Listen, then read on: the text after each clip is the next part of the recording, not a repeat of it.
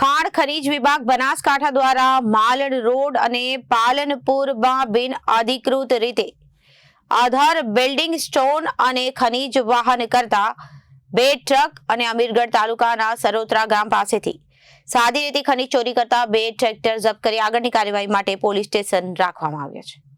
ખાણ ખનીજ વિભાગ બનાસકાંઠા દ્વારા માલણ રોડ પાલનપુર ખાતેથી બિન અધિકૃત રીતે આધાર બિલ્ડિંગ સ્ટોન ખનીજ વાહન કરતા 2 ટ્રક અને અમીરગઢ તાલુકાના સરોત્રા ગામ પાસેથી સાદી રેતી ખનીજ ચોરી કરતા 2 ટ્રેક્ટર જપ્ત કરી આગળની કાર્યવાહી માટે પોલીસ સ્ટેશન રાખવામાં આવ્યા છે.